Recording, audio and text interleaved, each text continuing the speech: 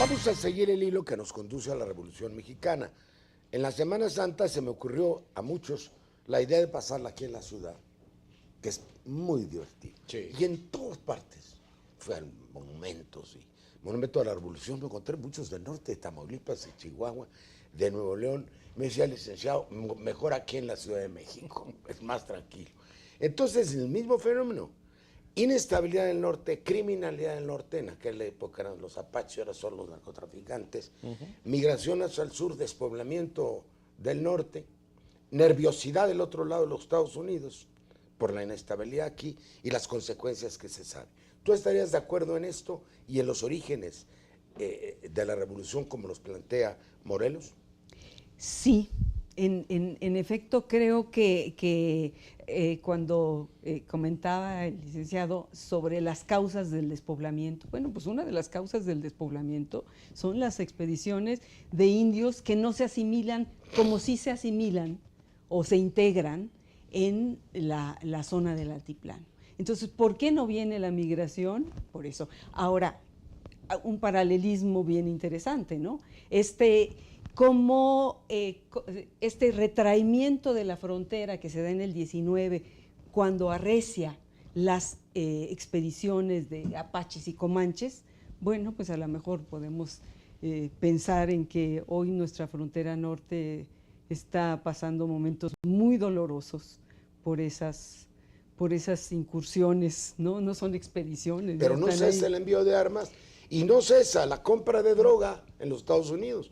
Más de 30,000 millones de dólares, según los datos del gobierno norteamericano, están sirviendo para comprar las armas. Es una especie de vaciamiento. Y son dos negocios, además son dos negocios vinculados. Se equilibra la balanza de pagos. Ya la venta de armas a México está a punto de llegar por todas las vías a una cantidad semejante a la de la droga. Es un tema de balanza de pagos. Pero tú me decías del oro. Me hablaste del oro. Sí, te decía que en 1847 nos robaron, porque no hay otra palabra, la mitad del territorio, y en 1849 encuentran oro en California.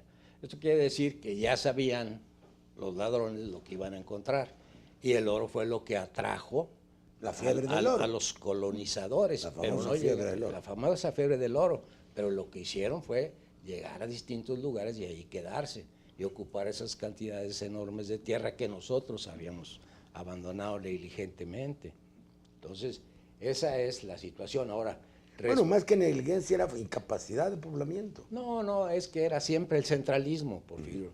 La gente a pesar de la Constitución Federal. A pesar de que se creó una federación inexistente, porque no existían las condiciones de las 13 colonias de Norteamérica para hacer lo mismo aquí, y aquí la pleito en que si eran república centralista o federalista. Oye, realmente muy poco se sabía de la república, la única que existía era la de Norteamérica, y aquí, pues a querer o no, la copiamos, ¿verdad?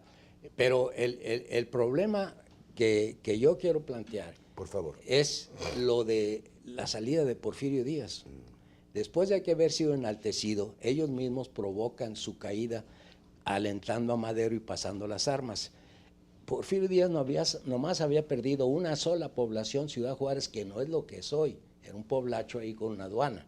Pero fue Ciudad Juárez, o fue, porque hay una cosa que vi en tu libro, en las memorias de Limantur, dice que fue duramente impactado, bueno, tú ahí le pasas una buena repasada a Limantur en tu libro, que fue también el levantamiento zapatista y que empezaron los problemas en el centro de la ciudad, en el centro del país. Sí, pero no era cierto. Limantur asustó, ¿verdad?, a la gente de don Porfirio, estaba Toribio Esquivel y Obregón, diciéndoles que los americanos iban a apoyar a los revolucionarios.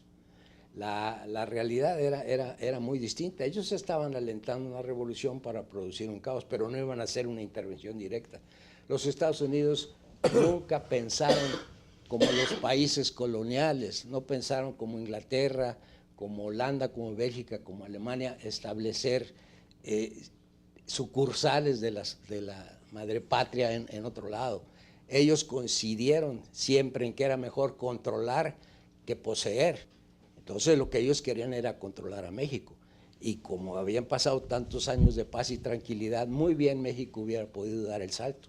Pero a ellos les convenía, en primer lugar, les convenía que aquí hubiera un caos para que el ferrocarril transísmico que había construido don Porfirio Díaz en 1907 con un británico, Whitman Pearson, el patrocinador del Hospital Inglés, les convenía que ese ferrocarril fracasara, y qué mejor manera de que fracasara con una revolución. ¿Por qué querían que fracasara?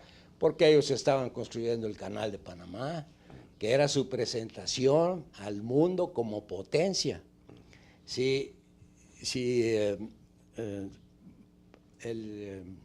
¿Cómo se llama? Los Estados Unidos dijeron en su momento América para los americanos, realmente fue Theodore Roosevelt el que le dio el contenido y la forma a lo que iba a ser la gran potencia. Primero, con la guerra contra Cuba, ¿verdad? Y luego cercenando el territorio de Panamá de la República de Colombia. ¿Tú lo verías de modo parecido, Patricio? No, por alusiones. Poblacho no. Siempre Ciudad Juárez, desde su nacimiento, tuvo un peso específico regional, nacional. Bueno. ¿Como de cuántos habitantes, Patricio? No hablemos de cantidad, hablemos de calidad. Por esto. Era desde su nacimiento, bueno, desde que llega Oñate, es la ruta del viejo Camino Nuevo México.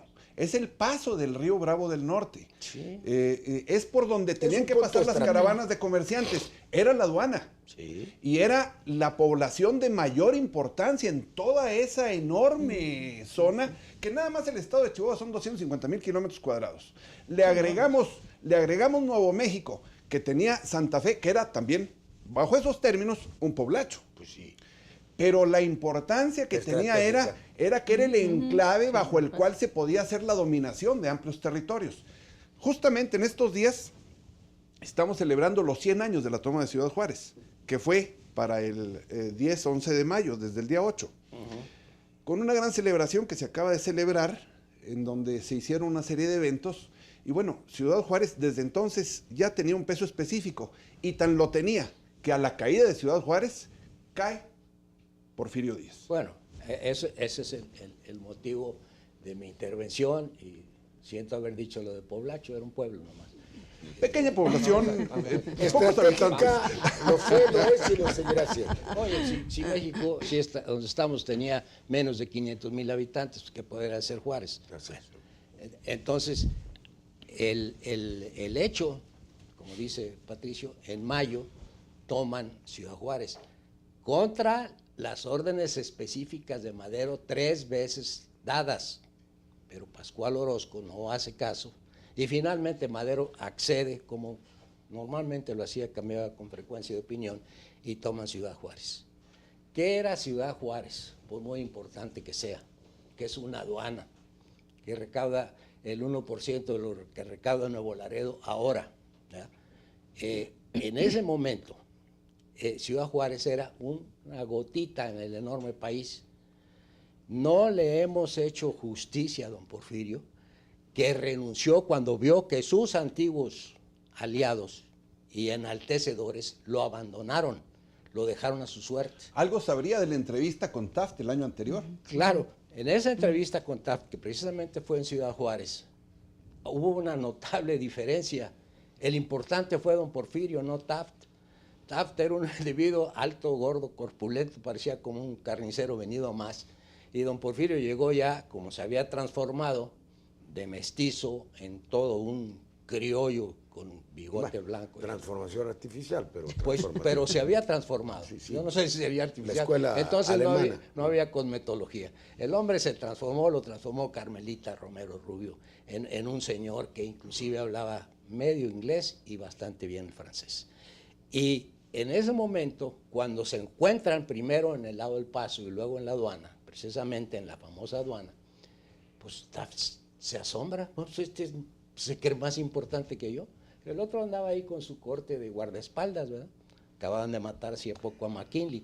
Pero don Porfirio llegó con un Estado Mayor prácticamente de húsares, con individuos con kepis dorados, botas federicas,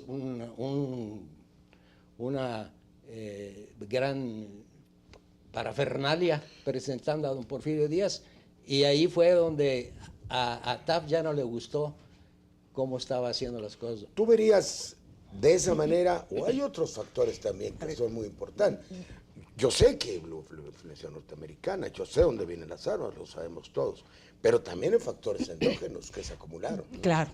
Y yo matizaría la afirmación de que los Estados Unidos tienen interés en, digamos, en poner fin al paso interoceánico por Tehuantepec, porque están ya metidos en Panamá.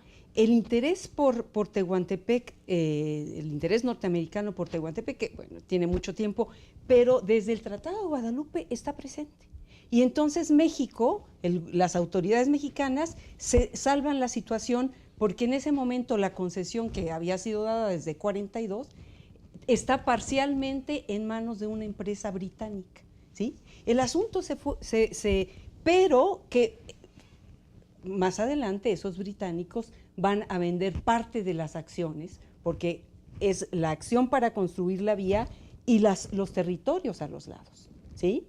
10 leguas al lado de cada. ¿Cuál era el proyecto específico en Tehuantepec? Es construir una vía que se trataba de ver qué se puede hacer. Combinar el uso del río Coatzacoalcos y construir un ferrocarril.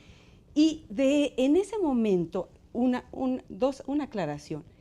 Y esto es importante, porque si nosotros vemos a Estados Unidos como un monolito, simplificamos y nos impide comprender. Varias empresas, 2 principalmente, norteamericanas, con socios mexicanos, están compitiendo por Tehuantepec. Pero además ya está Aspinwall en Nicaragua y está otra empresa en Panamá.